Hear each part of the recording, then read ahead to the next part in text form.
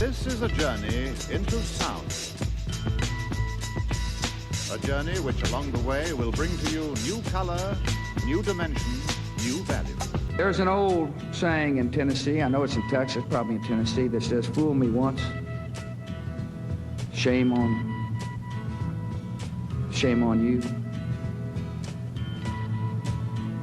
If fool me, we can't get fooled again. You know, my dad had another saying, and I've been saying this for 20 years, but they're gonna put you all back in chains. They're gonna put you all back in chains.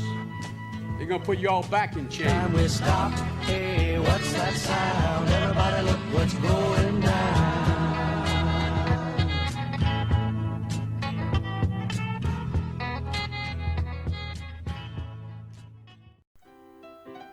You may have heard of black liberals calling black conservatives or black Republican men the apparently slanderous name Uncle Tom, or his so-called derivatives, coon, sellout. Black liberals have been calling men who are not on the Democratic Party plantation, men who don't agree with them, this name for quite a while. Even intelligent men such as Malcolm X fell into the trap of reducing themselves to this brand of name calling back in the 1950s and 60s. This name calling by black liberals really escalated in 2007 with Barack Obama. Nowadays, if you're a black man, but if you're not a supporter of Barack Obama, the guy with the African king and father and the white mother, you're an Uncle Tom. This is type of groupthink and plantation corralling and shaming. This is how it works. So since then, I've been often asked by white conservatives, why is it that black liberals call black conservatives and Republicans this name Uncle Tom? So in the Word this week, I'm going to quickly break down the two reasons why Democrats who are on a plantation call those who are not on the plantation this name, Uncle Tom. The first reason why black liberals call black conservatives and Republicans a slanderous name, Uncle Tom, is because they haven't even read the book Uncle Tom's Cabin. This book, written in 1852 by Harriet Beecher Stowe, was an anti-slavery novel that told about the atrocities of slavery in the South. This book, more than any other, enlightened the North. And it inspired them. It added fuel to the fire of the abolitionist movement to put it into the practice of slavery. It's even reported that when Republican president met Harriet Beecher Stowe, a year after the Civil War had begun, he said to her, "So you're the little lady that wrote the book that started the Great War." Indeed, Uncle Tom's Cabin was the book that enlightened the North about the horrors and atrocities of slavery on a far more personal level than ever before.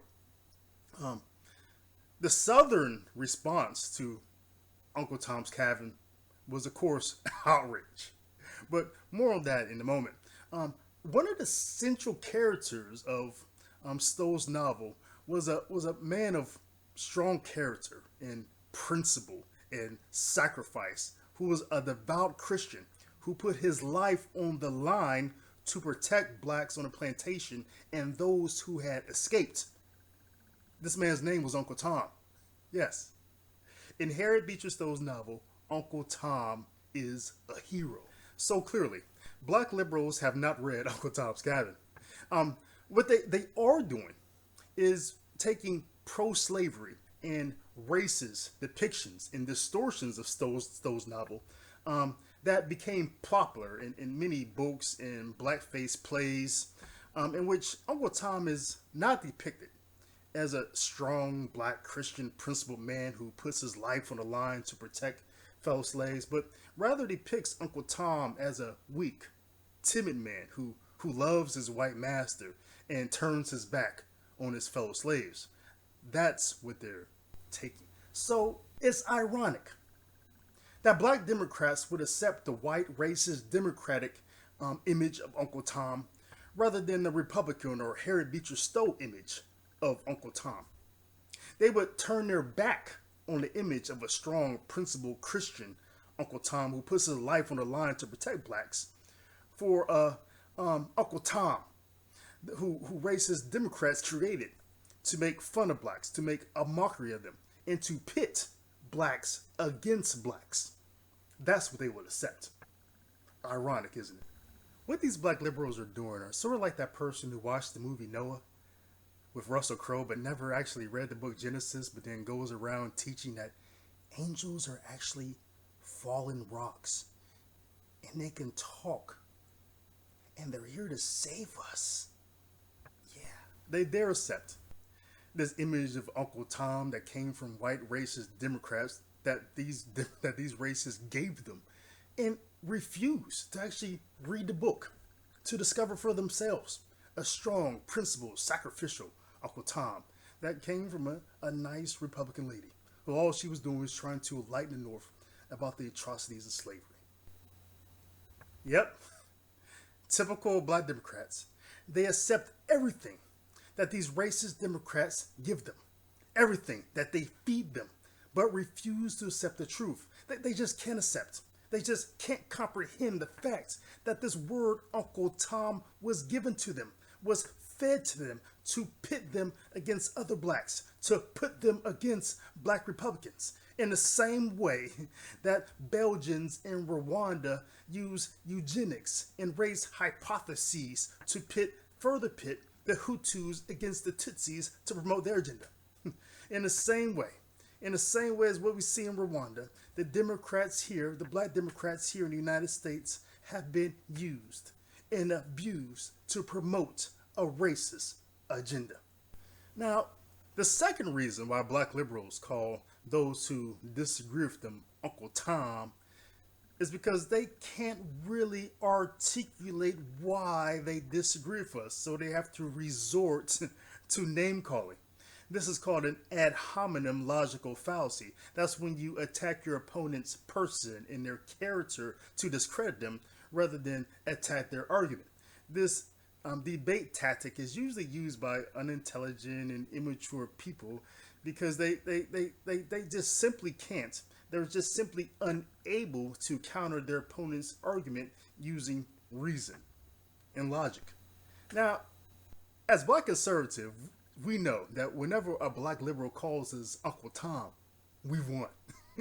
At that point, they've completely conceded the debate and have forfeited any right to have any further conversation with us about that topic.